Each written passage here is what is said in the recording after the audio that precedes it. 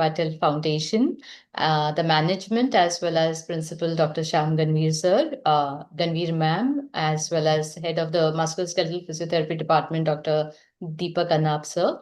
And with their kind permission, I'll start with BFR, and I hope that this session can have some, as sir just rightly said, some take-home messages and open out your avenue about this one technique, which is going to be a game changer in musculoskeletal rehab. So I'll just be sharing the screen. Ma'am, you'll have to permit me, Dr. Jaya. Yes, ma'am.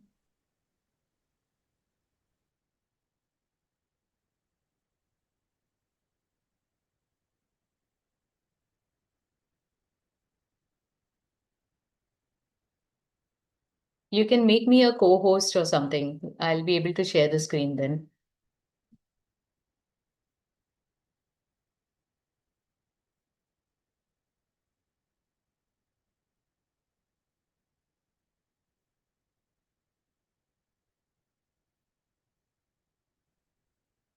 Yes, ma'am. Then you can just share now. Yeah, I'll try. Yeah. Yeah. Yeah. Can you appreciate or share the screen?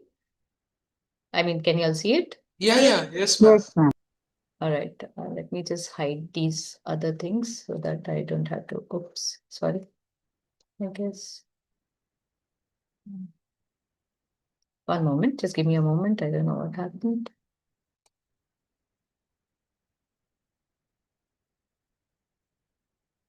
Is my screen visible to everyone? Yes, ma'am. Okay, one moment. Why is it not visible to me? I'm wondering. Just give me a moment.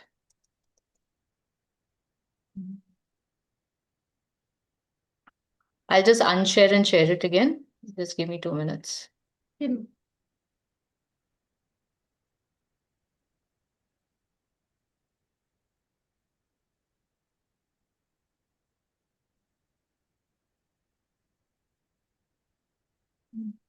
Okay. Fine. So hopefully, I don't know what is happening. Just give me 2 minutes. I'm just experiencing some kind of.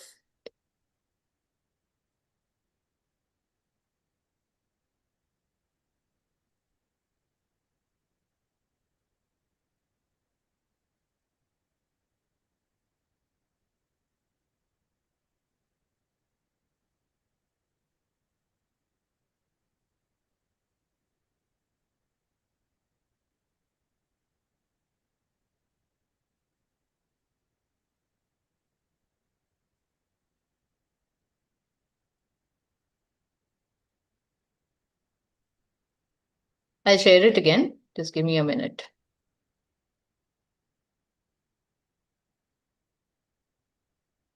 Yeah. So can you all see it? Yes, ma'am. All right. Yeah. Is it on slideshow now? Yes, ma'am. All right. So I'll start. I'm so sorry for this technical problem. One moment. Yeah. So as we know that the topic today is going to deal with the use of blood flow restriction therapy in musculoskeletal rehab. And just to give you all an overview before we start, that the recent global burden of disease study, which was done and which was published in Lancet, has shown how much the musculoskeletal problems have kind of grown in the present years. I hope everyone can even appreciate my pointer. And if you can see that the musculoskeletal issues have really increased in the middle age group of 15 to 64 years, which is the most productive years in any adult person's life. And this has direct costs, which we all know about as physiotherapists, which kind of adds to direct and indirect costs to the patient and has become a global burden. So let's do a little bit about knowing what the whole musculoskeletal problem is, where BFR can help. So all of us must have heard about a condition known as arthrogenic muscle inhibition, which basically means that whenever there's pain and swelling in the joint, it is bound to inhibit the muscles, especially the main muscles which are controlling. So for example, if I take an example of a knee joint, then whenever there's OA or any swelling in the joint, the quadriceps is one of the first muscles to get inhibited, and this is known as arthrogenic muscle inhibition. So the age also adds on to it because there's also some central activation deficit which takes place due to age, which adds to the arthrogenic muscle inhibition. And all this results in an instability as well as reduced activity, which further kind of propagates the problem or makes the problem even more acute because already there's an inhibition, there's a central activation deficit. On top of that, the patient, because of this and the pain, reduces his activity and only worsens the weakness. And he develops a habitual. Now, this happens in OA knee, but it can happen even to the shoulder joint, to the low back, which we know about, where the core muscles kind of get inhibited. So it's a cascade of changes which ultimately leads to muscle dysfunction. Now, this is a very interesting slide if you all see. So we have a kind of a effect of aging and what happens to the muscular tissue because of it. So if you look into the right-hand side, you will see a slide which is kind of showing you the changes, and what you see as the gray part or in the later part of little deep purple is actually a muscle tissue, and the white part or the yellow part later in the colored one is actually the fat. So if you see in a younger person and a more active person, you have more muscle tissue rather than fat when you take a cross-sectional CT. But as you age and as you reduce your activities, you kind of see that how the fat infiltrates into the muscle and the muscle bulk itself kind of reduces, or there's a atrophy. Similarly, in the left-hand side, you'll see that a person who's active has more muscle bulk, but the one who's more sedentary tends to have more fat tissue, fat depositions, adipose deposition rather than muscle. And in case the same person takes up activity again, he can reverse. So that's the best part about all the changes which are taking place, which are due to aging or inactivity. All the changes are reversible. So we can reverse. The muscle is ready to respond to any stimulation of strength improvement that you give it, and it's going to respond with improved strength, improved hypertrophy. So let's come to now what is needed for hypertrophy.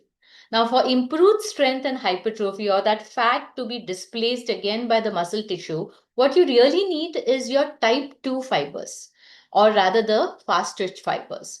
Now, these fibers are the ones which actually are responsible for improving the girth and the hypertrophy, as well as that increased strength that you want whenever you're doing any activity of high intensity. These are the muscles which are used most in our functional activities. For example, if you want to get up from the chair, if you want to climb stairs, you want to walk longer distances, you want to get down to the floor in a squat and get up.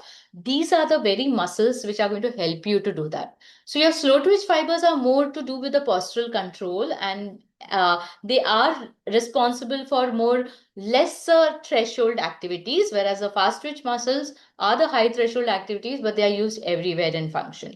So your fast movements, if you're not doing it as a part of your activity or your daily activity, for example, we have seen how aged people start walking more slowly. We also see people who are recovering from any post-op recovery and ACL repairs, knee replacement, fractures.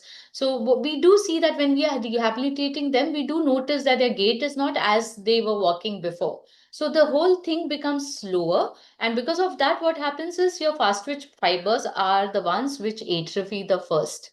And because they are not used in the daily function. So if you notice, they are faster to atrophy, but because our rehab doesn't address them, they are very hard to get back. In the sense, whatever atrophy has happened in the type 2 muscle is very difficult to get them back. And that's the challenge which has been there for physiotherapy rehab protocols of musculoskeletal patients.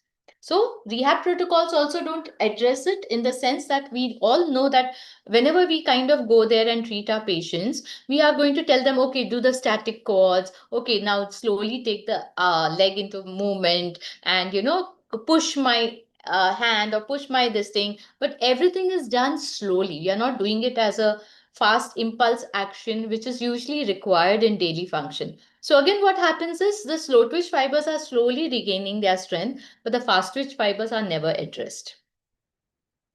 So let's come to what are the methods of fast twitch muscle recruitment. How do we get them to recruit into rehab protocols so that we can get them to hypertrophy faster? So if you look at all the things which have been shown, you have NMES, which is naturally maximally tolerated, which will take a long time, but it's an electric current which will help you to at least maintain whatever is there rather than it kind of sliding down into a atrophy faster. Then you have maximum intensity eccentric exercises. You have fast movement patterns which can kind of regain. And now you have BFRT. So why are the other NMS is still possible, but what about maximum intensity and fast movement patterns in people who are recovering from any kind of musculoskeletal impairment? All right, there's pain, there is sometimes a surgery, there is sometimes impairments of swelling and other things. So the patient is unable to do what is required to activate the fast twitch movement, fast twitch muscle fibers. So BFRT seems to be a feasible option, and we'll come to how it is helping. So let's start with what the whole blood flow restriction therapy is actually. So the basis is that we are going to manipulate the tissue physiology. And how do we do it? It's basically started with something way back in Japanese traditional medicine, which was known as Katsu training. So Katsu training actually employed putting restriction bands proximal in the limb and exercising with it. And what they noticed was that the muscles used to hypertrophy faster. And it was a form of traditional Japanese medicine, which was kind of learned by one of the Japanese physicians, Dr. Sato. He employed it for himself first because he was recovering from a ski injury. And because he was immobilized post-operatively and there was a cast put, what he did was he just tied a tourniquet of an elastic resistant tube, and he just continued with whatever exercises were permitted. And what he noticed is when the POP was removed, the limb had not atrophied as much as it would have been had the immobilization been, totally without the BFR or without the Katsu. And he then started kind of, and he was just very young that time. He had not got into medicine. So once he got into medicine, he started doing his research on Katsu, and he came up with a most scientific technique which he used to kind of follow. And if you notice, this is a 69-year-old Dr. Sato who's there, who is still maintaining his muscle strength despite his age and doing it with the blood flow. So they came up with their own machine, which was a Katsu training, but it kind of didn't have the Doppler or a personalized kind of a restriction which you could choose and decide about how much it could be, or was it really maintaining it throughout the exercise. If you're not understanding this line, we'll come to it. Don't worry if you have not understood, and feel free to please write down the questions that you have so that when we have our Q&A section, you can please ask me that, ma'am, I didn't understand this. So basically, he introduced it in Japan, and then it kind of quickly gripped the attention of many athletes, especially the ones who wanted to get rehab, wanted to hypertrophy faster and get back into their game faster. In fact, it was used for the first time in the 1988 Seoul Olympics in Korea, followed by the 2020 Tokyo Olympics and the 2022 Beijing Olympics. It has presently expanded to more than 49 countries for musculoskeletal rehab, and even which includes pre-post-op rehab in amputees and paraplegics, as well as very importantly in the elderly patients, or even in the common elderly people who are wanting to gain their strength back. So basically the entire Katsu principle then was, when it came to US, they started using it on army veterans, especially the ones who were involved in the Gulf War, because they used to come back with a lot of serious injuries sometimes and used to take a long time to rehab. So Dr. Johnny Owens, who's a physical therapist himself, decided to kind of tweak the Katsu in such a way that which could kind of guide us to have an ultrasound Doppler inside, which could kind of actually tell us how much arteries are getting occluded, how much percentage of the flow is getting restricted, and if we can maintain that safe limit throughout the exercise. So Dr. Johnny Owens is the one who came up with a personalized blood flow restriction therapy training, and he kind of did a lot of research to find out what would be the best protocol for strength improvement, for endurance improvement, as well as for passive BFR. Of course, all these studies are evidence-based. So not only did he develop, there were many centers which had kind of trying to look into this new device which had gained attention on improving strength and hypertrophy. So how is blood flow restriction actually achieved? So basically what it means is the best part about blood flow restriction is, as I told you, you're going to manipulate the tissue physiology. And how do you manipulate? So when you look at the figure on your right hand side, you notice that the arterial blood flow has been restricted up to 80%. But there's a complete or 100% occlusion of your venous art flow. So basically, you're going to kind of manipulate the circulatory system in such a way that tricks the muscle into thinking that it is doing a high intensity training. Now, how it is going to do it, we'll get further into that. So far, so good. I hope I'm not going too fast. Dr. Jaya? Yeah. Anyways, I'll continue. If I am, please let me know. So basically what you're going to do is you're going to do low intensity training. So low intensity means it's just going to be some 20-30% of the 1 RM of the person.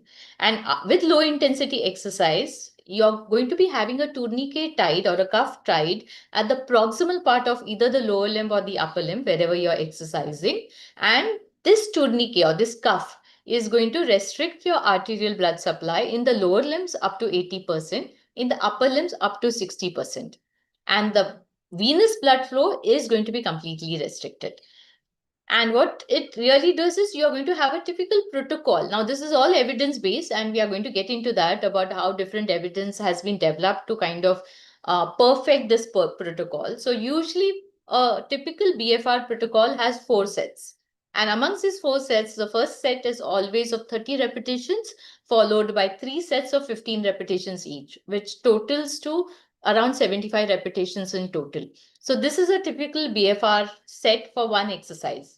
And you can maximally do some 2-3 exercises, or in case a person is an athlete population, you even can go to the 4th or the 5th exercise, but not in other population. So you have to be careful about limiting yourself to 3 or 4 exercises. And usually there's a 30 to 60 second rest period, which is given in between.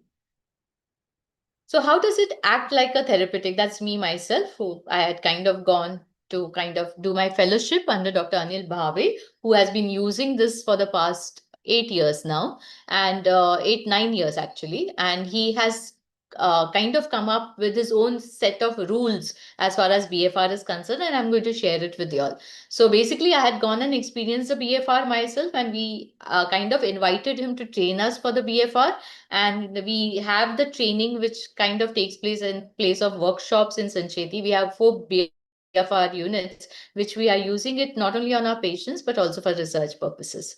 So basically what is kind of needed is that for any strength training, if I'm kind of aiming for a strength which is going to increase my function, which is going to make a difference in my function, and which is kind of going to be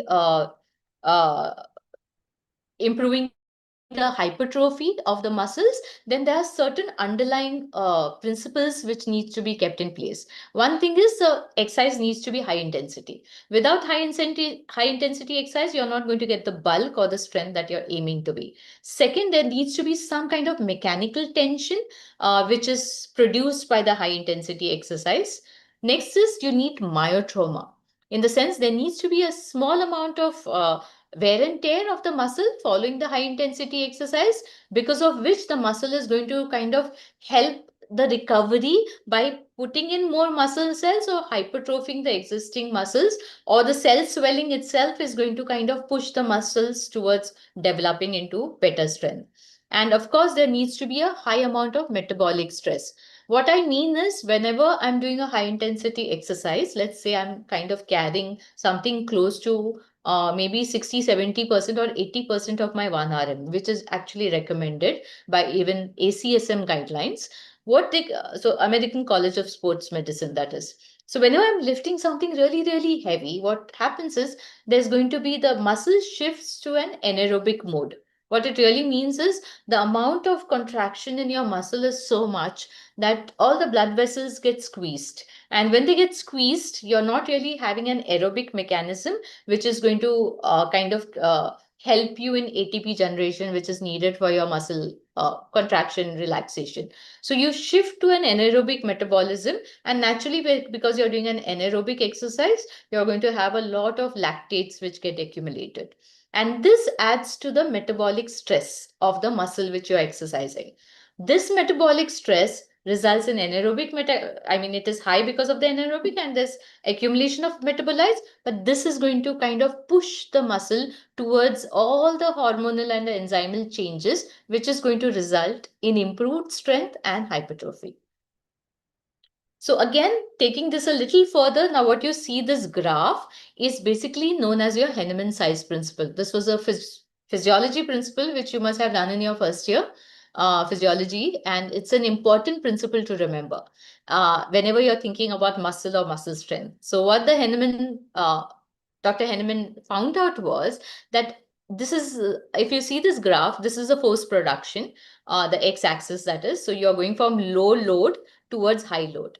And what you notice is the recruitment threshold changes. So these black dots are basically the small type 1 fibers, which are the low threshold fibers, or the ones which produce less activation and less force. So as your force increases, you need, and these, if you notice, the black dots come very earlier, the smaller motor units and the twitch fibers, which are lesser, the slow twitch fibers come in faster because they have a very low threshold. So when you start with little forces, they are the first ones to come and say that, okay, I'm going to do the job. But as you keep increasing the force, what you notice is the bigger and bigger motor units and the type 2 muscle fibers come into play, because now the resistance of that exercise has increased quite a bit. So if you notice these red dots, these are your type 2 fibers. And they are coming into play much later.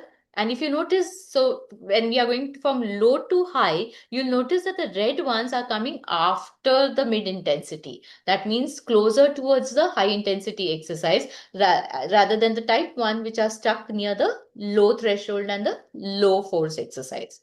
So usually what happens is, whenever we are doing BFR, because we tie a tourniquet or we restrict the arterial blood flow as well as the venous blood flow, there's a ischemia of the tissues which is going to take place, or a hypoxia which is going to take place. This is going to push the muscle towards anaerobic metabolism, something that you were getting with high intensity exercise. And then this is going to cause early fatigue of the black dots, which is the type 1 or the low threshold fibers, and it's going to push the type 2 fibers into thinking, oh, the intensity seems too much for type 1 to do. So the type 2 fibers come in to help the type 1, and you get early recruitment. And remember, while all this is happening, the person in BFR is exercising with low loads, just 20 to 30% of the 1 RM. So this is the magic which is happening, that the muscle is getting fooled, or we are kind of tricking the muscle into believing that it is doing a high intensity exercise, and you get early recruitment or recruitment of the type 2 fibers even with low load exercises. So let's go on to the modes. What are the modes which are available? So far we have just tried to explain to you why BFR, what is the physiology behind BFR, and where it is coming into play. So we are kind of going to use low loads, but we are going to cause strength gains, which are kind of going to be similar to high intensity exercise. So as we go on, you'll get to know a little more about it. So let's look into blood flow. So this is just a diagrammatic representation again, showing you that there's a cuff and you're going to increase the pressure. You'll kind of occlude. So if you look at the venous return, it's occluded completely. There's no arrow beyond this point.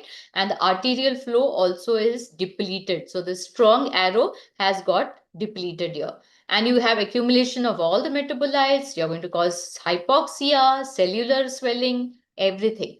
And the applications are basically going to be, you're going to have an aerobic mode to improve endurance. You're going to have a resistance mode to improve the strength. And you can also have passive application. So there are basically two types of passive application. One is where the person is you're just going to apply the passive BFR to a person who's completely immobilized, or you can have NMES, which is given to the patient while he's receiving the BFR. So these are the two passive modes, and you have two active modes or exercise modes also.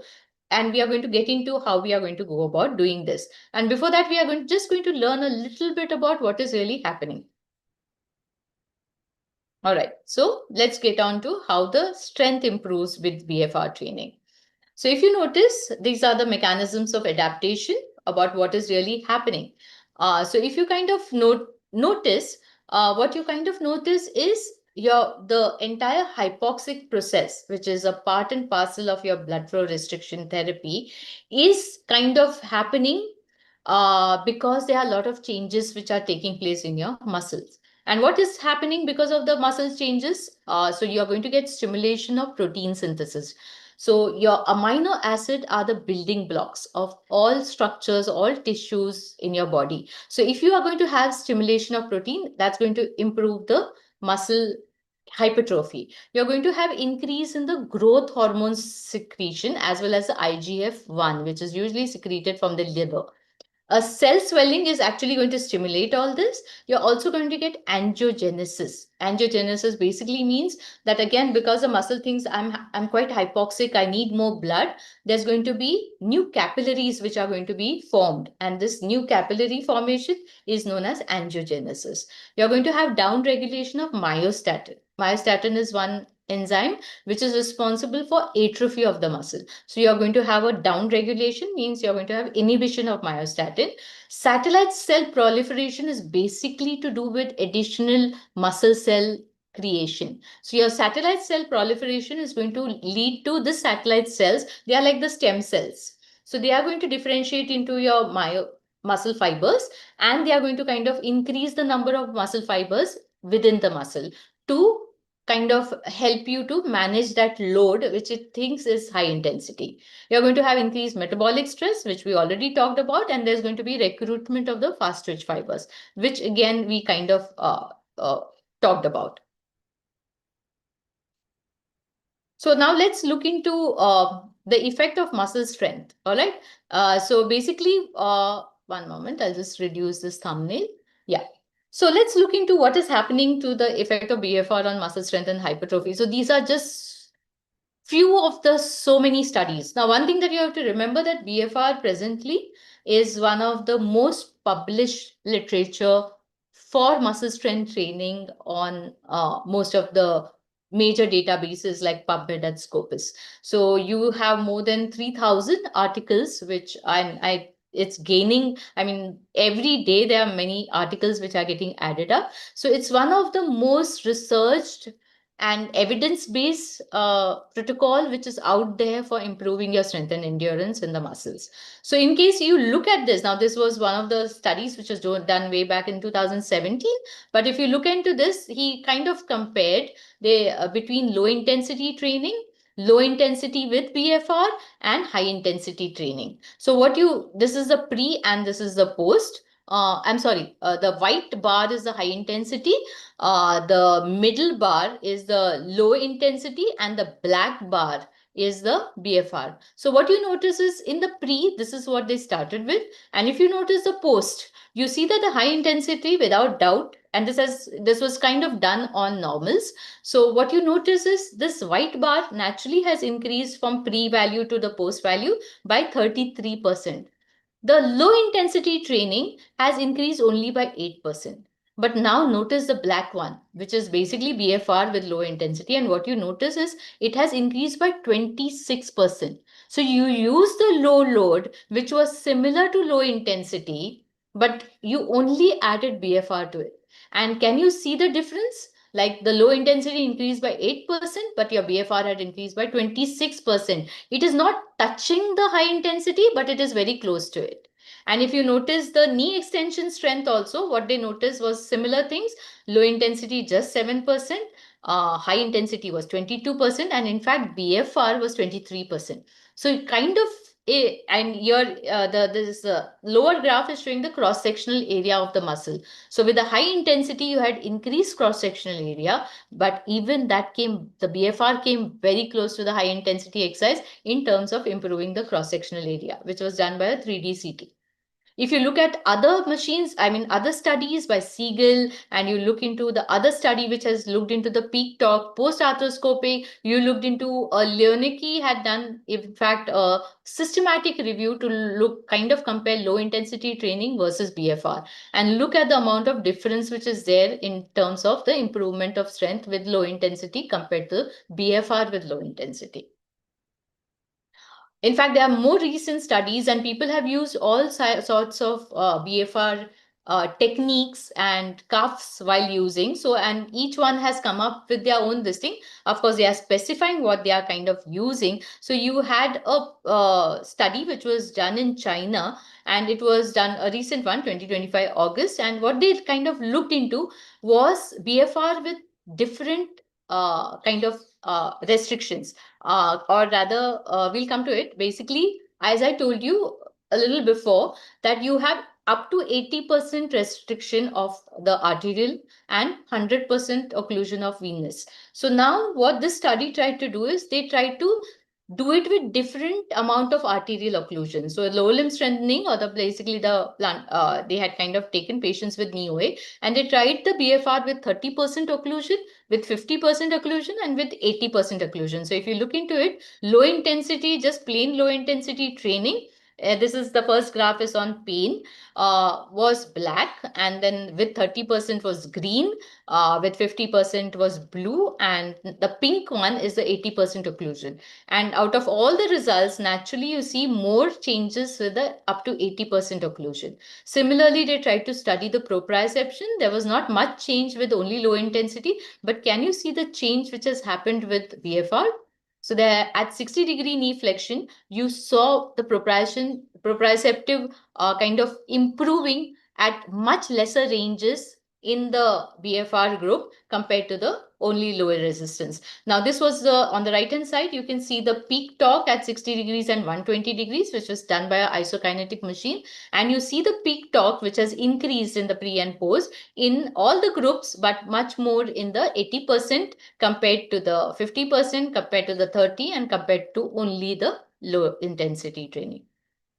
Now, this is a very interesting study, and I guess all we are trying to do all the time is basically into looking into how we can get better results at faster times. How can we hasten recovery? So now this is a very interesting slide, and I hope you can pay attention. So now they did a rehabilitation with BFR, and they compared it to a rehabilitation without BFR. And this is a person who's recovering post-op, and they kind of had these two groups of people and post-operatively or post-trauma. And what they noticed was this is showing you the weeks.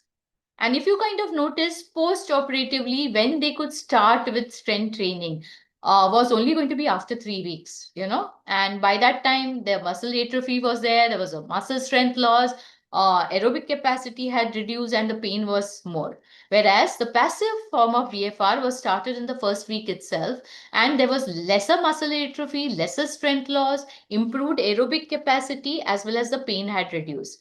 As we move on, we see at 3 weeks, they had started with active BFR training, similar to the 3 weeks of the control group. And you kind of see whether at different points of time, you kind of see how the low resistance training has been started. Here we are still going on with passive and active, and the low load is starting much later, and the high load resistance starts much later. So at the end of this thing, you had people recovering and getting up and becoming functionally independent. But look at the timeline between the right side and the left side.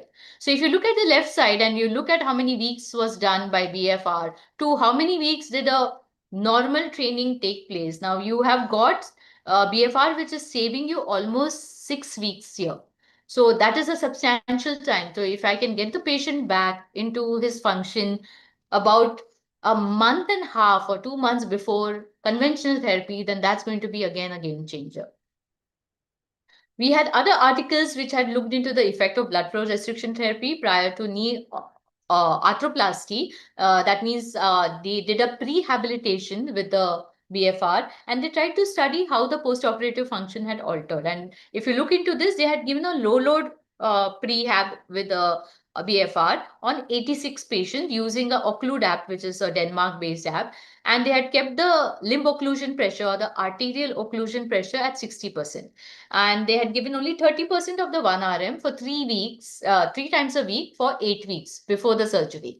And these were the outcome measures that they studied. So they took a 30 seconds sit to stand, a timed up and go, range of motion, 40 meters weight training, a weight of 1 RM, KOOS, which was a functional outcome measure for knee osteoarthritis, and a quality of life, which was EQ-5DL. And they did assessment at pre-op and then at 3 and 12 months post-TKR.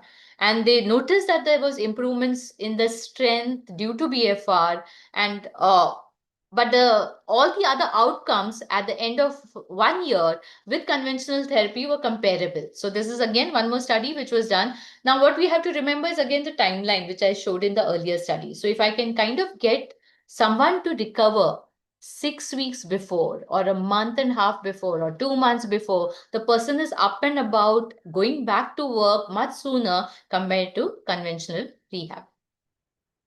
There was one more study where the vascular occlusion was done in patients with knee OA. So they had taken 120 knee patients and they had given only a twice a week protocol for 12 weeks. They had taken these outcome measures and they noticed that at 3 months follow-up, all the ones not only had improved, but at 3 months of follow-up when the treatment was discontinued, the BFR group had sustained the effects of improvement which was seen. Now, this is one more. Again, these are all recent studies. So this is from December 2025, where they compared the impact of an intermittent BFR and high load resistance training in individuals with patellofemoral pain. So what they noticed, they took a portable color Doppler because they didn't use a BFR with a Doppler. So that's something that you may have to do. So if there are cuffs which come, but which do not have an inbuilt Doppler, and they can't tell you how much of arterial flow is getting occluded. So if you are going to be using such kind of cups, you may need a Doppler to just make out about how much arterial occlusion is really taking place.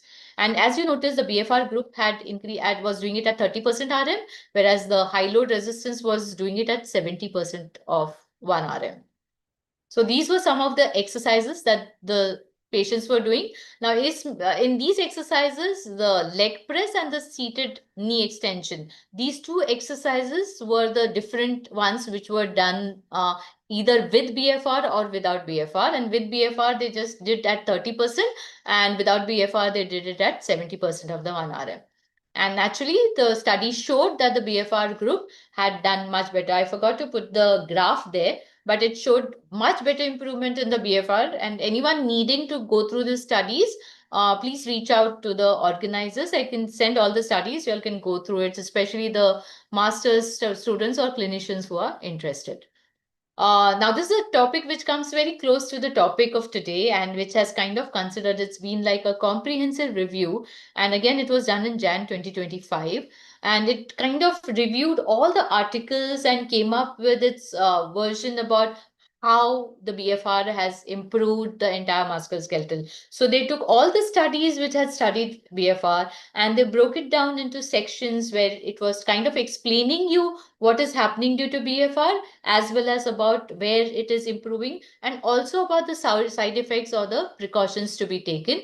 And most studies, I think more than, 98 or 99% of the studies reported no adverse effects because of using the BFR. Now, that again is very important because this is a device which is occluding your arterial supply. It is a tourniquet-based device, and I really want to be doubly sure if it's going to be safe for my patients if I'm going to be treating them post-surgery, or I have elderly patients whom I'm treating, then I have to be doubly sure that this is really, really, really safe. So we'll get on to it as we go about.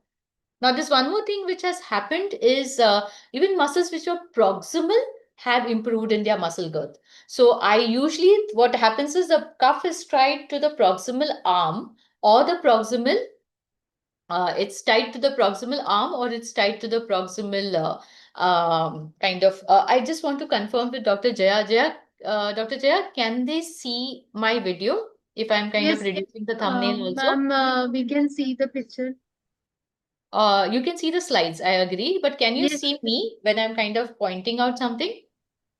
Yes, ma'am, we can see the pointer.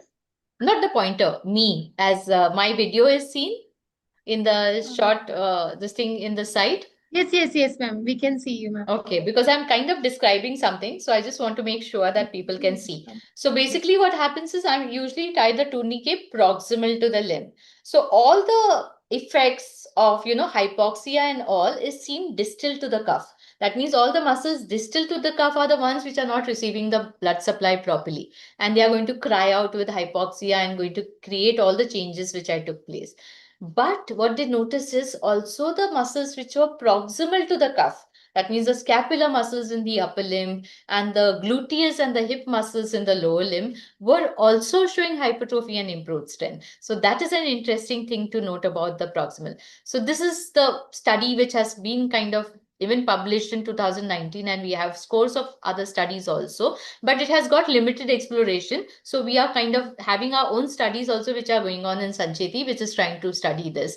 That is the proximal, distal and the contralateral effects of BFR on lower extremities as well as on upper extremities that we are studying. This RCT was done on healthy subjects, but we are doing it on patients to see whether this really works or does not work. So these are some things which we have done at Sancheti. And if you notice that the left hand side group A is the BFR group and group B is the conventional strengthening group. We have taken the same amount of 20% to 30% of 1 RM in both the groups, and we had kind of tried to improve, and you kind of notice that the improvement in strength, all right, in even the proximal like hip extensors, hip abductors has improved much more than the control group.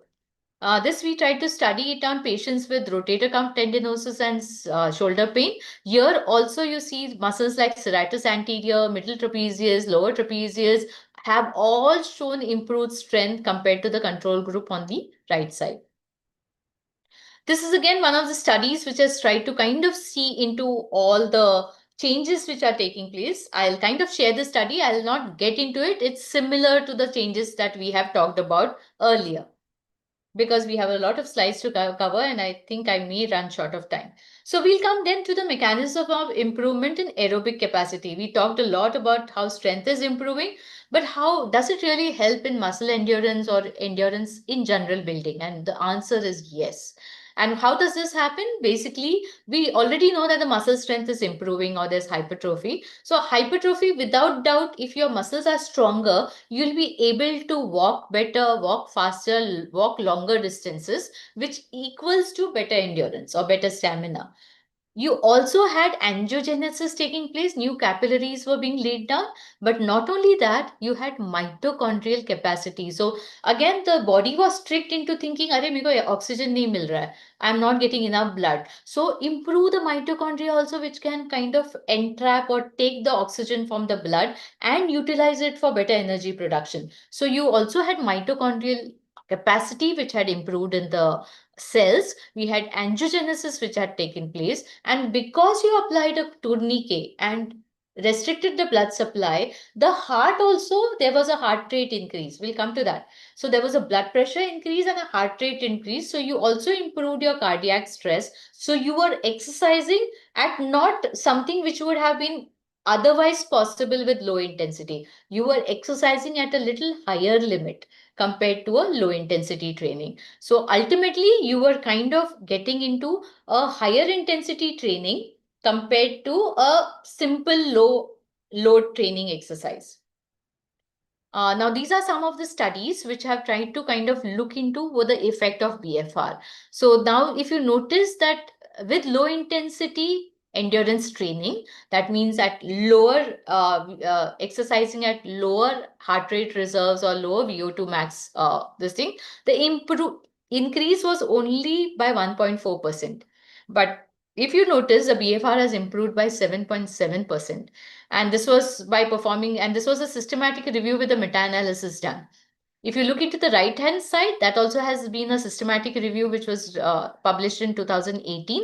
And similarly, you see that the improvement in BFR of the VO2 max in a pre and post was 15.4% compared to lower intensity, which was actually reduced by 0.5%. So you do see that increase in the endurance of the muscle and the endurance of the person's VO2 max also with VO2 with BFR.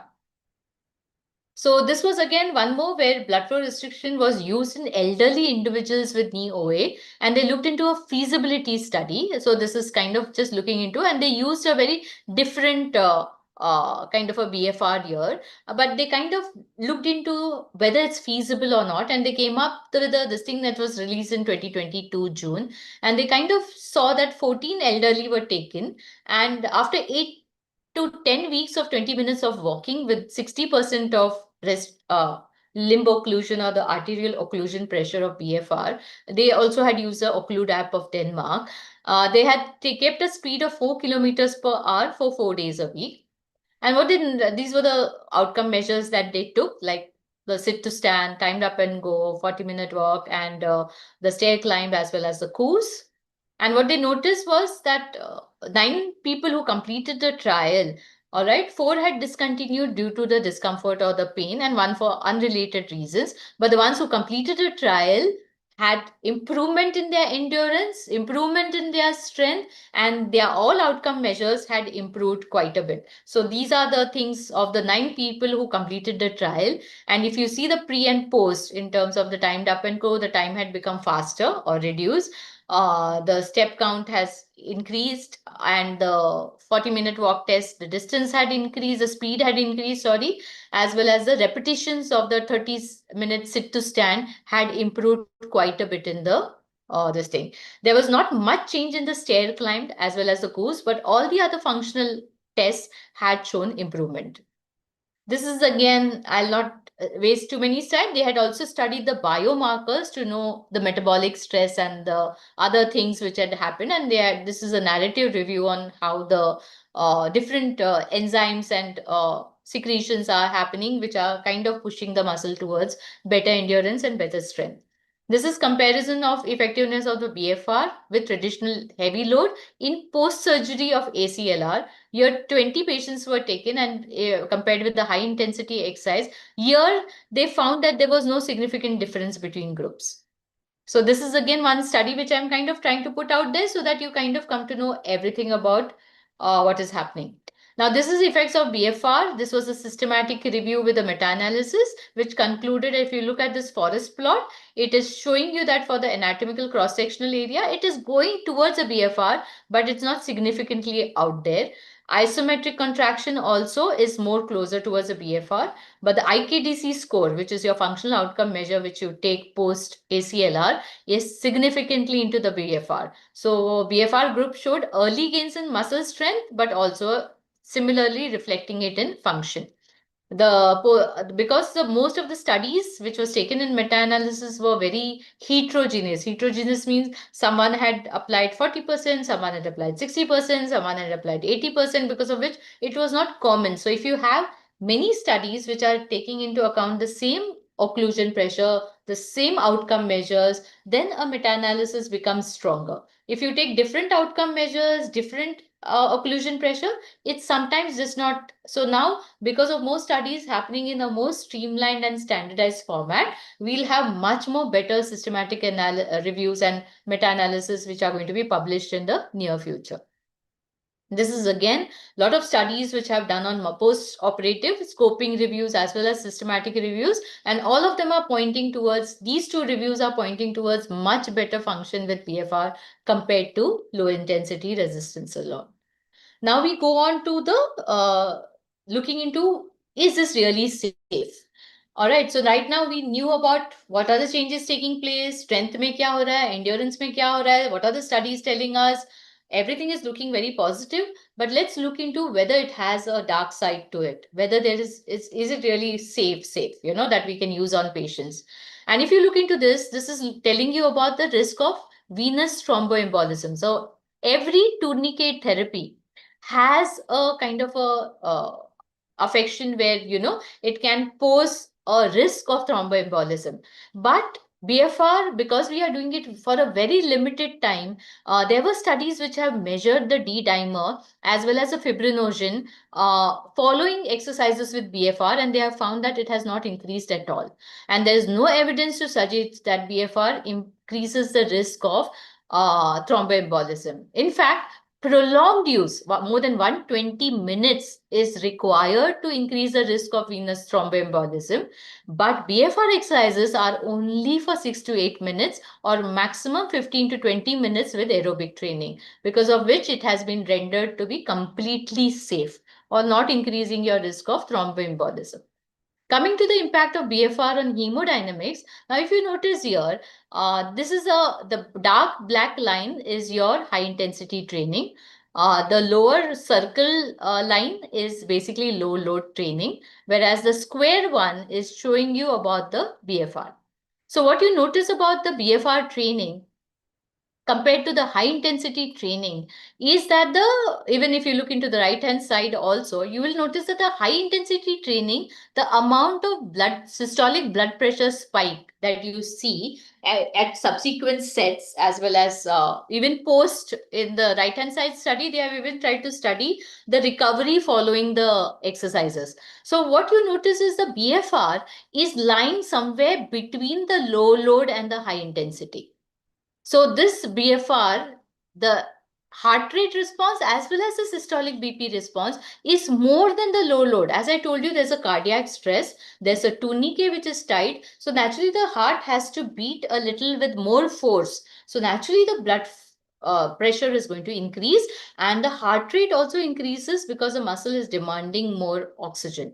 But the intensity of this increase is less than high intensity or high load training, which makes it more safer than high load training. But naturally the BP and heart rate responses are more than low load. All right, so this has to be kept in mind. And there's one more serious consequence which we have to remember is an exercise induced muscle damage, or EIMD. So basically what it means is there's a increase whenever you do any kind of high intensity training, or HIIT or HIT as it is called, you have increased muscle soreness and swelling which lasts for almost 24 to 96 hours. And if you go overboard with your training, it can somewhere take 2 weeks to recover from it. But what we are talking about, which is a serious condition, is the severe muscle damage, which is known as exertional rhabdomyolysis.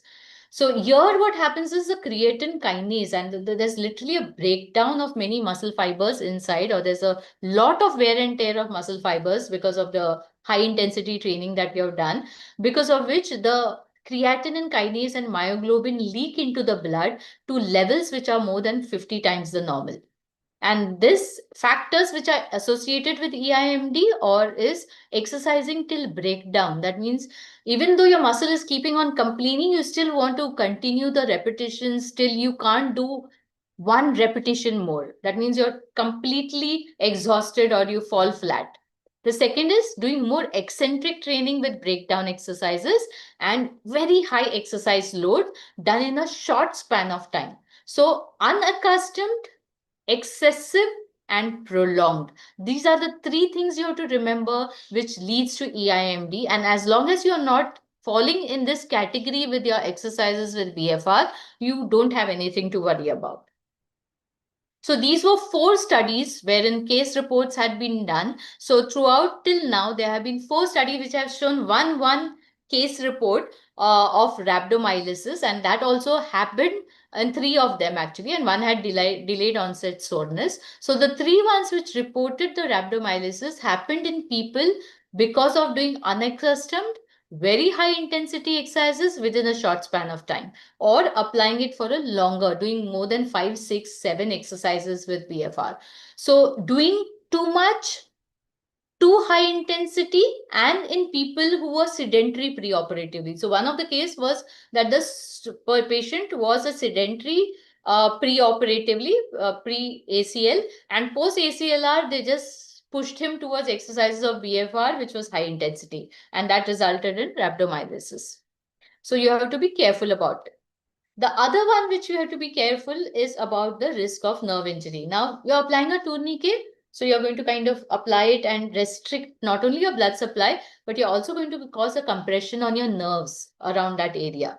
So the pressure gradient, all right, has to be taken into account that the soft tissues which are beneath are going to get compressed. Now, if you look into the diagram, it is showing you that whenever you're going to apply a cuff pressure, you're going to get lot of pressure at the middle part of your curve and little less pressure at either end of the curve. So you have to take into account how much pressure is going to be applied at the middle of the curve, and the higher the pressure, the greater the chances of your nerve getting compressed.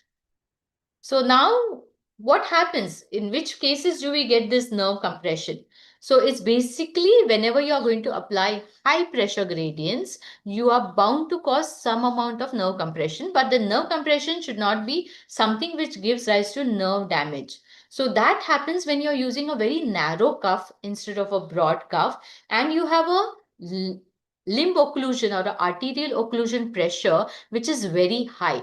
That means it is 60%, 80% in a patient who cannot tolerate it. All right. And in case you have a wider cuff and you use lower pressures, or you lower the limb occlusion pressure in such patients, they will not have the problem of any nerve compression or nerve injury. So let's come to the precautions and the possible contraindications. So if you see a bruised post-operative limb, which looks something like this, then that indicates that there's been a lot of soft tissue trauma or a bleeding which has taken place due to the trauma. In such condition where you see a lot of bruising, you're not going to be applying the BFR. Any peripheral vascular disease, you're not going to be applying. So these are the contraindication. Pregnancy, of course, it's a relative contraindication because Dr. Bahave has kind of trained a patient without her knowing that she was pregnant. So she was exercising with BFR for a couple of months, and she came to know only a couple of months later that she was pregnant. And hopefully there was absolutely no problem in the pregnancy or the delivery, but it was kind of a case which was not detected before because she had not tested herself for pregnancy before. But again, pregnancy, you have to be careful. Isometric exercise, don't give too many isometric. Let most of the exercises with BFR be concentric. And healing skin grafts. So any skin grafts, vascular grafts which have been done, absolutely no BFR because it can kind of cause a problem. These are certain intrinsic factors and certain extrinsic factors which are responsible or which needs to be taken care of for precautions. So any cardio, so they are precautions, not contraindications. Remember that. So having hypertension, diabetes does not mean that you cannot exercise. As long as you have a physician clearance for exercising in the gym, you can safely use BFR in all these individuals. So any acid-base imbalance, sickle cell anemia, you will have to be a little careful. Any clotting disorders of poor circulation, you'll have to be careful. You'll have to keep low arterial occlusion pressures and keep limited amount of time and limited exercises. Extrinsic factors may be related to the device itself. What tourniquet are you using? Are you looking into, are you using a Doppler to check how much is arterial occlusion? Do you really know whether arterial occlusion is getting maintained throughout the exercise? How much exercise are you giving? You know, all these kind of things. What is the amount of set? Like, are you giving 75 repetitions? Are you giving 40 repetitions? Are you giving 100 repetitions? So all these are going to be the extrinsic factors which are going to kind of be a part of the precautions of BFR. So what should a physiotherapist do before using a BFR? So basically, you're going to give a pre-screening questionnaire to rule out all the contraindication, and patients who are not cleared by pre-screening, that means if they have any of the other precautions, then they should consult a physician prior to BFR. After clearance, during BFR also, you have to monitor the patient throughout. So you can't just leave the BFR and go to the other room. You will have to be in the same room. Maybe you can treat another patient in the side bed or a plinth besides, but you can't be away where you can't notice a patient who's exercising with the BFR. These are some of the major BFR kind of complications, and we have to be kind of having this screening For example, a deep vein thrombosis, if the patient has a history of deep vein thrombosis, any cerebral infarction or a stroke patient, he has had rhabdomyolysis because of some high intensity training that he has done, or any of these conditions can develop due to BFR. And we have to just see that we are screening the patient and monitoring the patient throughout to just rule out or kind of keep our patients safe during the BFR therapy. This is a for this thing. I'm sure I can share the slides with the organizers, and they can kind of give you this pre-screening. It's also available with AIS. It's the Australian Institute of Sports Sciences. So ais.au.gov is where you can find this pre-screening. This has been used in athletes, but you can use it for any of your patients to know whether they have any kind of contraindication or precaution that you have to use. So this is an algorithm that they followed, the Australian government. This is the site where you'll get it. So in case the patient has had BFR training before, then please go ahead. That means he's familiar with the routine and you can proceed with the BFR. But if he has not had, then please do a pre-screening. If the pre-screening comes green, then please go ahead with the BFR. If it comes that he needs medical, but in the medical he has been given a green signal, continue with the BFR. If he has given a red signal, do not proceed. And in the medical screening, if something has come up which is a contraindication, please do not proceed. So this is the monitoring that is done. So any signs of nerve injury like numbness in the exercise while exercising, either in the fingers, in the upper limbs, or in the toes in the lower limb, then you're going to be stopping or reducing or kind of removing the cuff pressure, deflating the cuff. Any adverse events of cardiac, for example, any shooting pain in the left or any, and you have to keep checking the capillary refill. I'm sure everyone knows how to kind of, press your, I'm sure you all know how to check your capillary refill, which is usually done, and any sign of fainting, dizziness or something. So you have to monitor the patient throughout. Now, there are many BFR devices. Now, this is again showing the pressure spikes. So what you have manual devices, so you have manual blood flow. I mean, people are using even BP cuff to kind of give the this thing, or just tying some smart cuff. But what happens is in these manual devices, you have to remember that whenever you're exercising, so all the limb occlusion pressure is kind of measured with the patient lying down. So in the lying position, you measure how much is the occlusion, 100%, and then you can kind of give the patient something which is a percentage of that. I told you in the lower limbs, you can go maximally to 80%. So you are going to give something which is going to be 80% or less. And if you notice what is happening during exercise, there's a spike in blood pressure, which is happening, which is increased by 24%. So if you had chosen something like 70% with a manual device, you don't know what it has happened. The 70% must have happened, I mean, gone to 80% or 90% while the patient was exercising. So you have to please keep this kind of in your mind that when you're going to be using a manual device, you may have a danger of increasing your arterial occlusion pressure to something which is not monitored by you. Whereas in an automatic one, which we also have, which is a Delphi BFR or a personalized BFR, you have the pressure not changing at all. So if you have chosen 60%, it will keep it at 60% throughout the exercise. So there's an automatic device inside, and it has an ultrasound guided Doppler. So the minute while exercising, because of the muscle squeeze action, if your pressure is increasing, it will deflate the cuff slightly to maintain the 60% or the 70% that you have chosen for the exercise. Now, these are some of the problems with using the Arbit BFRs. So you have pressures, people are using something like anything between 50 and 250 millimeters of mercury. Sometimes they take an Arbit measure that systolic BP say 30% above liya to BFR ho jayega. Some people take the tightness pressure that I'll tie you, just tell me when it's too tight, and I'll take a measure of it. So these are all Arbit measures, and it's risks the patient to getting increased pressures during the exercise, which may increase your risk for CVRS as well as nerve injuries. And if the pressure is too low, you will not get a good BFR effect because of it. So the nerve injury, I think we just discussed it. I'm sorry, this slide has got repeated. So what are the recommendations that is told. All right. So the recommendations are that in case you're using resistance exercise with BFR, you will keep the load at 20 to 40%, or 30% of 1 RM is used very often. You will have a volume of the exercise which is going to be 30, 15, 15, 15. That means 4 set of 75 repetitions in total, or you can even choose 3 sets. If the patient is not comfortable, you can even use 30, 15, 15, or you can use 15, 15, 15, or you can even start with 10, 5, 5, 5. It's up to you. You have to see what your patient is doing, and you have to kind of see likewise. Between each exercise of rather between each set of the same exercise, you will get a rest period of 30 seconds to 1 minute, during which the cuff pressure is not removed. All right. So please keep this in mind. Yes, between 2 different exercises, you will be giving a 3 to 5 minute gap, and you will be deflating the cuff pressure completely.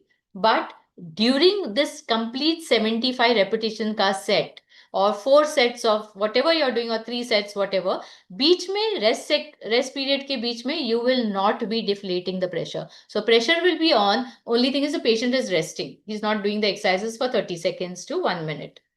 And the frequency is usually 2 to 3 days per week, sorry. But you can go on to 4 to 5 days. This is intensive rehab, and not meant for everyone. You can do it for younger patients who have undergone ACLR or this thing. For other patients, 2 to 3 days a week is more than enough.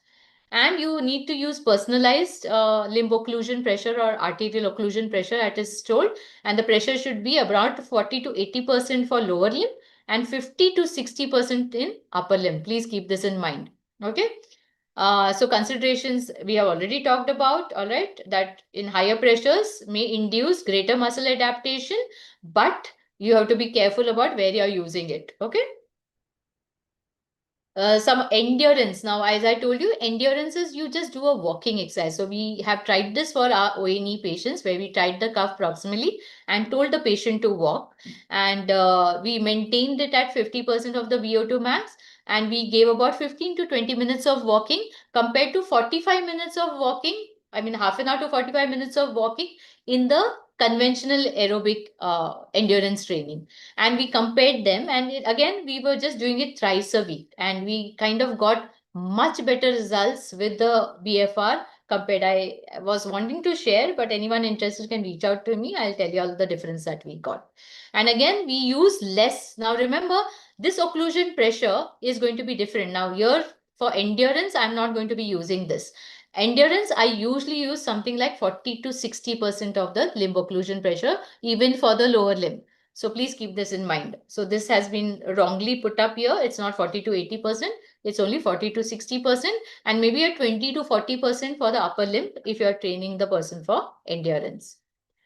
There's another mode which we talked about, which is a passive BFR. So post-operative patients we can just tie the cuff. He can kind of just be lying there, and only thing is the difference is with passive BFR, it's given for around 5 minutes, 3 to 5 minutes, and you completely, it's 100% occlusion. So you're not going to be sticking to your 60 to 80% as was prescribed earlier. Here you can give 70 to 100% of arterial occlusion. That means your arteries are going to be occluded 70% or completely occluded. But you're giving it for a very short time, and you release it. And what they have noticed is, again, the hypoxic changes created reduce the amount of atrophy in post-op patients, all right, or recovering patients. So that is something very, very nice. So they had done it on ACLR patients, and they had checked for the atrophy or the limb circumference and the cross-sectional area at 3 weeks and 6 weeks post recovery or post-op. And what they noticed was the ones who were given the passive BFR had much lesser atrophy compared to the control group, who showed more atrophy because they were unable to do exercises during the immediate post-op because of pain and inflammation. So there are many studies which are supporting this, which I have put up there. So now let's go on to see what were so it has been used on patients as young as 12 years to 88 years. Now this 88 years are in US, all right, American Caucasian population. For Indian population, I would say 60 years ke above, please be careful, because in our Indian population, we tend to have senior citizens or elderly who are more sedentary compared to their American counterparts. Older patients you can start slow. You don't have to go to 80%. Even start with something like 40%, 50%, 60%, depending on the tolerance of the patient, and gradually increase. Please avoid isometrics. Older patients, as I told you, can start with as less as 10 to 15% also of the arterial, and 10 to 15% of the 1 RM. So in fact, very often we even give it without any weights. Just the limb weight is enough to start with, and then we start adding something as less as 10 to 15% of the 1 RM of the patient. And it can be done daily if different muscles. So if I'm kind of exercising the quads one day and glutes the next day, then I can be doing the exercises every day. But if I'm engaging multiple muscle groups, then it's better to do it thrice a week, or maximum 4 or 5 days a week if you're wanting intensive rehab. Then, the frequency of the exercises, as I just mentioned, it can be 2 to 3 days a week. 1 to 2 times a day also can be given for 3 days a week. Low load is chosen. Restriction time is, the time for which you're using the BFR is going to be, as I told you, 6 to 8 minutes for strength and 15 to 20 minutes for endurance. But beach may, if you're using 2-3 different kinds of exercise, give some 3 to 5 minutes, or here we have been recommended 5 to 10 minutes between 2 different exercises for allowing reperfusion to take place. It can be done for small and large muscle groups. Cuff sizes, choose which patient ko kaun sa cuff size fit baithega. Repetitions, as I told you, are 75 reps, or you can choose lesser if your patient is unable to tolerate. You can give anything between 2 to 4 sets, and rest between sets is 30 to 60 seconds. And restriction can be continuous or intermittent also. All right, and execution speed. Now, this is very important. Very often, even when I'm taking workshops and I tell them, okay, when they are experiencing the BFR, all the delegates or the participants, I tell them now start with your SLR exercise, for example, or start with your limb curl, biceps curl exercises. So they start with 1, 2, 3. That's not the way to do it. All right. You're supposed to do it very slowly, like 1. So each exercise will be 1 to 2 seconds. You have to kind of do it such that you're completing only 2 repetitions or 3 repetitions in 5 seconds. So, and do the concentric eccentric very, very slowly, so that you're not doing a very fast exercise with BFR. All right. Now, they have also found the impact of BFR in reducing the risk of falls. So this is again, this is a control trial, which is kind of, the protocol has been published. So the study has not been completed, but they are kind of doing this. This is an ongoing study, which is undergoing in China. So again, there are so many things that you can do, and they have put their protocol such that they are kind of going to see the primary outcome of the knee OA fall risk, which is the main, and the Berg's balance score. And secondary outcomes, they are even taking the pain, WOMAC, timed up and go, and the other outcome measures.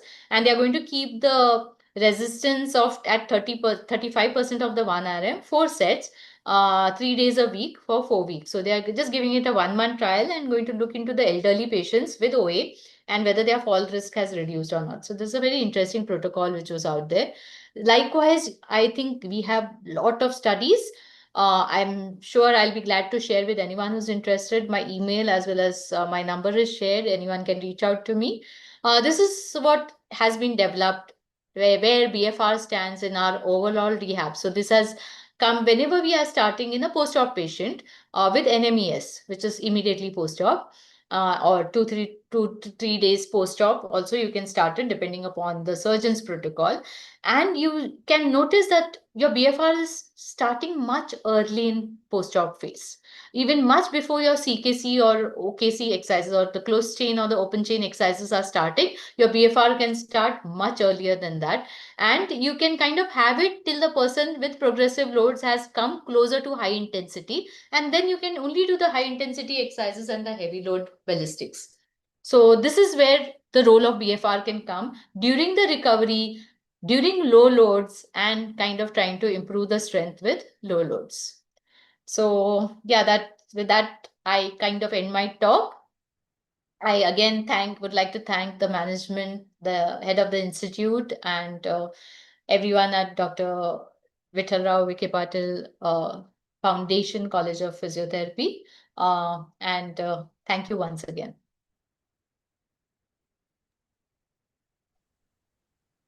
Can I stop my presentation? Yes, ma'am. Yes, please, ma'am. Yeah. So yeah, I'm open to questions if any.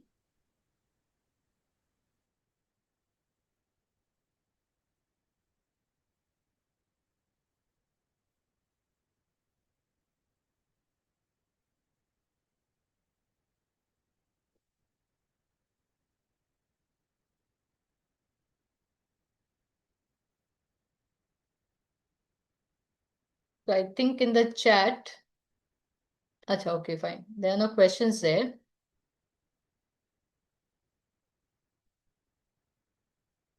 Yeah, so one question has come, can BFR be used in amputation? It's very much used in amputees. But naturally, you will have to look into the amputees which have got amputation due to peripheral vascular diseases.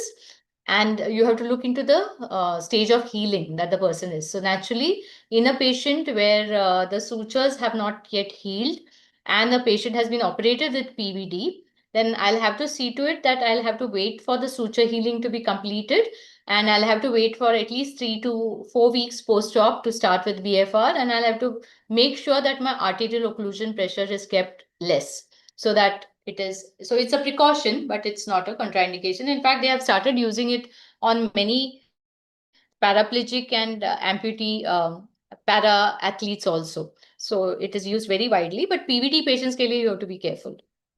Any other questions? If we want hypertrophy of the calf muscle, where should be? Okay. So basically, you always tie the calf proximal proximal part of the limb for any muscle. All right. So you're going to be tying it proximal apna arm mein as close, but not kind of going into your armpit area naturally. So you're going to tie it in the proximal arm and in the lower limb in the proximal thigh. All right. So you will be having a limb sleeve, or you will have to have the patient wearing some leggings or tights over which you can kind of apply the BFR. So there is a kind of a sleeve that you get. So patients will be preferably wearing sleeveless for the upper limb and wearing some kind of leggings or shorts maybe, so that you can kind of apply it as proximally to the limb as possible.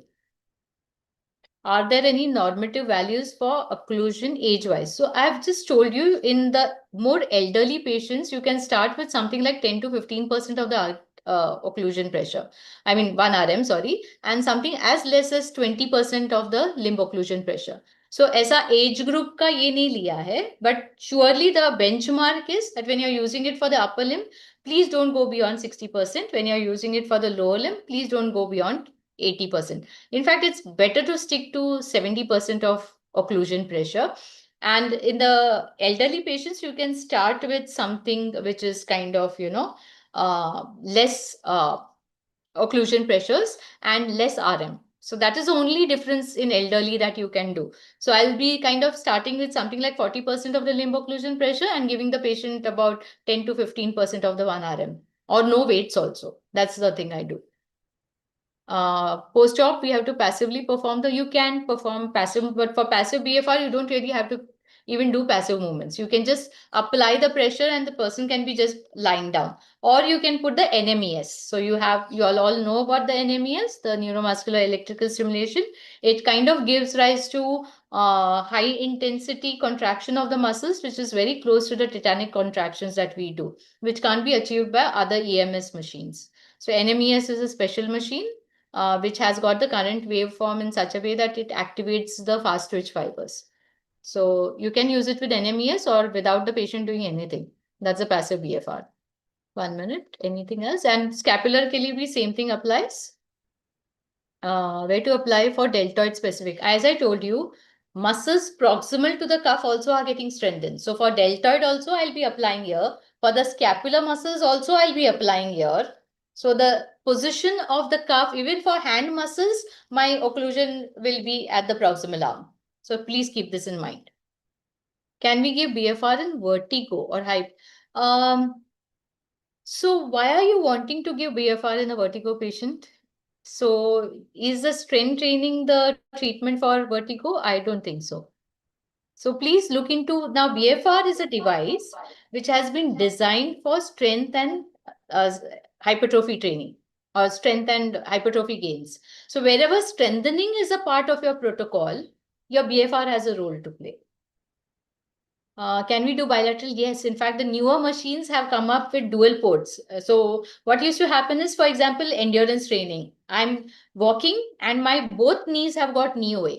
So pehle kaise hota tha? You would need two machines, but the most recent BFR has got two ports. So one machine can give rise to two occlusion this thing. So you can use it simultaneously for both the lower limbs. Yes, you can use. For endurance training, for the strength training, it's better to do one limb at a time. All right. Post EHR, if you want to perform passive BFR, so what movements will the patient perform? See, passive BFR has a role to play in immediate post-op or in patients who can't do the movements or have been immobilized for quite some time or have been told not to do any movement, like immediate post-op. So only those patients you will be giving passive BFR, not to everyone. Once the patient can start doing movements, let him tie the BFR and do the movements. No? Then it does not become a passive BFR anymore. Even if he can do it without weights, that's okay. Any other queries? I think I have kind of... can we use sphygmomanometer? Okay. So as I told you, people do use sphygmomanometer, but do you really know how much your arterial occlusion pressure is? So Arbit measure is 30% systolic BP se upar.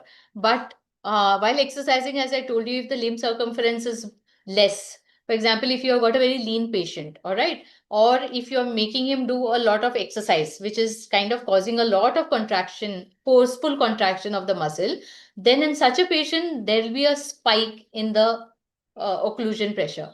So this is not controlled. So using a sphygmomanometer or any other device which does not have a inbuilt automatic regulation mechanism has that little danger of developing a risk of nerve injury or cardiac event. So you will have to be careful. What you can do is apply less occlusion pressures, something which is more safer, and have the patient exercising with that. Can you do plyometric training? No, not with BFR. So that is one more danger. Many of the rhabdomyolysis have happened in patients who have tried to do very high intensity training with BFR. So these gym goers who are wanting to bulk up very soon have been the ones who have got the ill effects of BFR. So plyometric, surely not.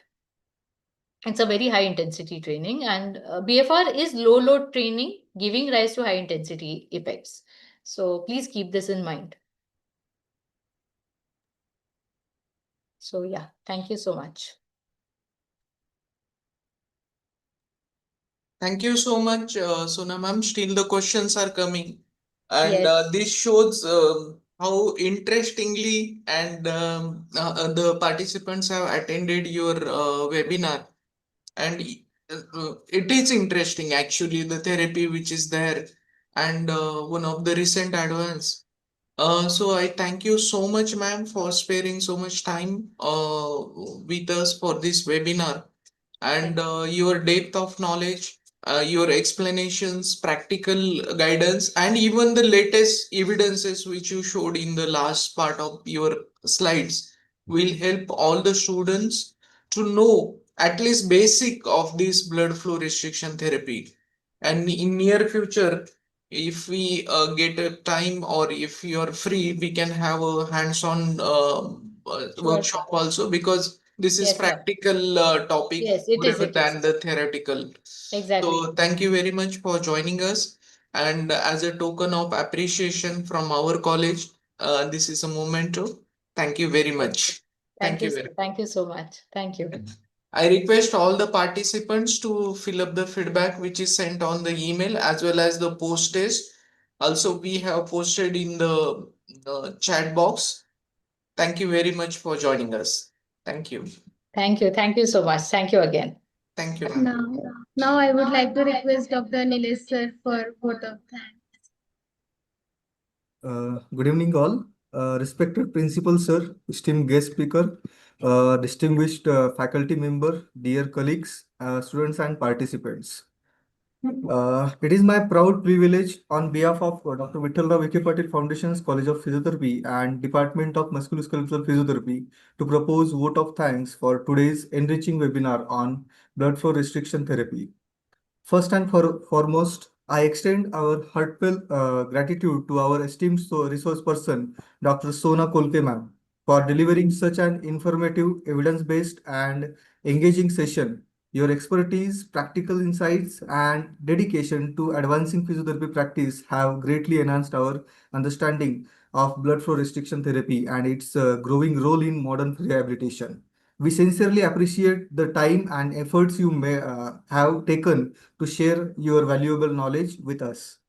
I Thank you. express my sincere gratitude to our respected principal sir, Dr. Shyam Ganvi sir, for constant encouragement, visionary leadership, and unwavering support in promoting academic excellence and continuing professional education. Your motivation inspires us to organize such meaningful academic activities.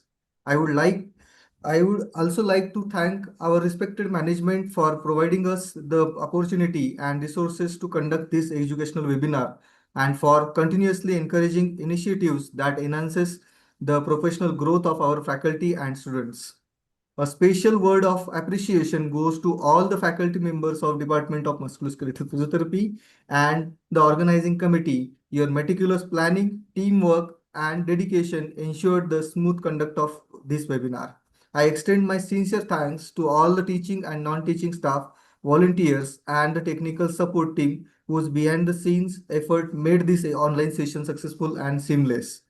To all our participants, faculty members, clinicians, postgraduates, and undergraduate students, thank you for your enthusiastic participation, thoughtful interaction, and keen interest in expanding your clinical knowledge. Your active involvement made this webinar truly meaningful. We hope that today's session has provided valuable insights into scientific principles, clinical applications, and future potentials of blood flow restriction therapy, encouraging all of us to integrate evidence-based practice into patient care. With heartfelt gratitude to everyone who contributed to the success of this webinar, I once again thank you, our distinguished speaker, respected principal sir, management, faculty, organizing committee, teacher, technical team, and every participants for making this academic event memorable. Thank you all for your presence and support. Have a wonderful day.